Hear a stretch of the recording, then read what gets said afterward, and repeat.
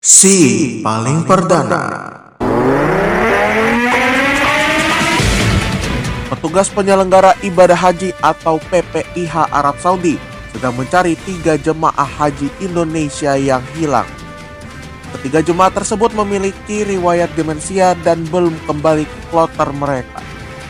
Pencarian dilakukan di berbagai lokasi termasuk rumah sakit, sekitar hotel, kawasan Arafah dan Musdalifah, serta pengecekan CCTV. Dengarkan informasi ini dan informasi yang faktual dan terkini lainnya dalam DNP in the Morning.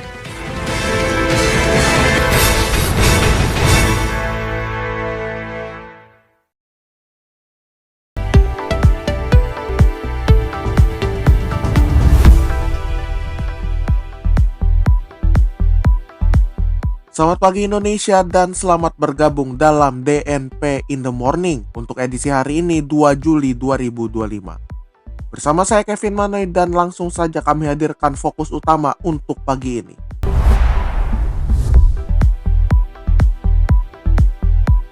Presiden Prabowo Subianto panggil para juru bicara kementerian untuk perbaiki komunikasi publik. Polri sampaikan permintaan maaf apabila belum sempurna melayani masyarakat. Sekolah rakyat pakai talenta mapping berbasis Artificial Intelligence atau AI bisa identifikasi anak jenius sejak dini.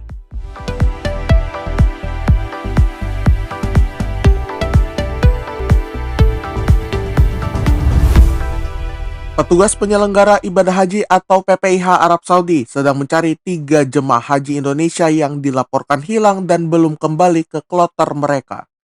Adapun ketiga jemaah yang hilang diketahui memiliki riwayat demensia dengan upaya pencarian dilakukan di berbagai lokasi, termasuk rumah sakit, sekitar hotel, kawasan Arafah, dan lainnya. Tim pencari telah dibentuk dan berkoordinasi dengan berbagai pihak seperti unsur kesehatan, KJRI, dan kantor polisi di Mekah, serta meminta bantuan dari Wakil Menteri Haji dan Umroh. Ketiga jemaah yang hilang adalah Nurimah, 80 tahun dari Palembang, Sukardi, 67 tahun dari Surabaya, dan juga Hasbullah, 73 tahun dari Banjarmasin, dengan laporan kehilangan yang terjadi pada bulan Mei dan Juni 2025. Kepolisian Republik Indonesia menyampaikan permintaan maaf kepada publik dalam perayaan HUT ke-79 Bayangkara di Monumen Nasional atau Monas, Jakarta Pusat pada 1 Juli 2025.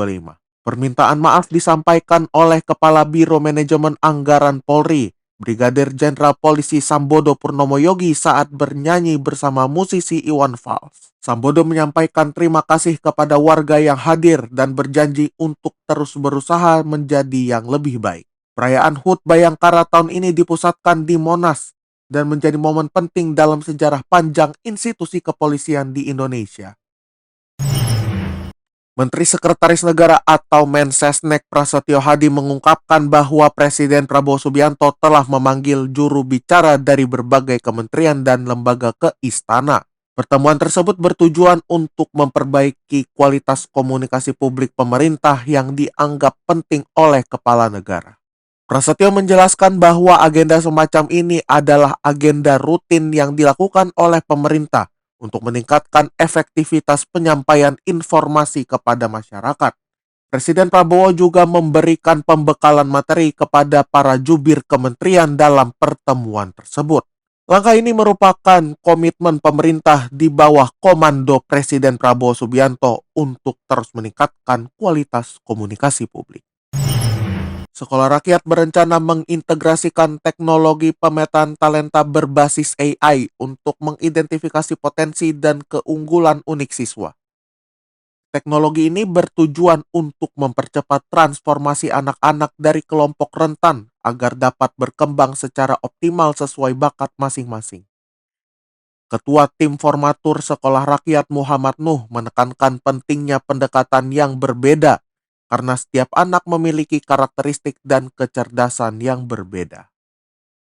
Talenta mapping berbasis AI memungkinkan pemetaan yang lebih rinci dan personal, bahkan hingga ke level subkeahlian dalam tiap kategori talenta. Metode ini dikembangkan bersama tokoh pendidikan Ari Ginanjar dan telah diuji coba dengan Kementerian Sosial dengan tujuan menemukan bibit-bibit jenius sejak dini. Dengan pendekatan ini, sekolah rakyat berharap dapat memberikan pembinaan yang lebih tepat sasaran dan membantu anak-anak dari latar belakang sosial yang berat untuk mencapai potensi terbaik mereka. Yayasan Buddha Seci Cabang Medan, Sumatera Utara secara rutin mengadakan bakti sosial pembagian sembako dan pada 22 Juni 2025 lalu telah menyalurkan 562 paket sembako kepada warga yang membutuhkan di Desa Seiglugur dan Sukaraya, Kecamatan Pancur Batu, Sumatera Utara. Sebelum pembagian, relawan melakukan survei dan membagikan kupon kepada warga dengan melibatkan 24 tim relawan dalam kegiatan tersebut.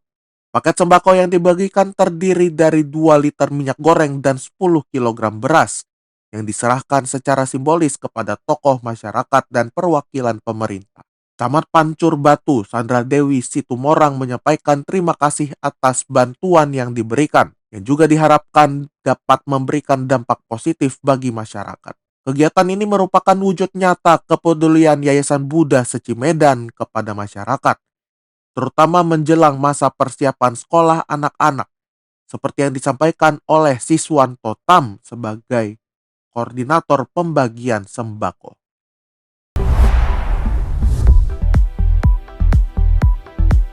Demikian tadi DNP in the Morning untuk edisi 2 Juli 2025. Tetap dengarkan kami setiap Senin hingga Jumat di platform podcast kesayangan Anda serta kanal YouTube DNP Media Network. Wakili kerabat kerja yang bertugas, saya Kevin Manoy pamit undur diri. DNP Integrated News, lebih informatif, lebih terinformasi. Selamat pagi Indonesia dan sampai jumpa.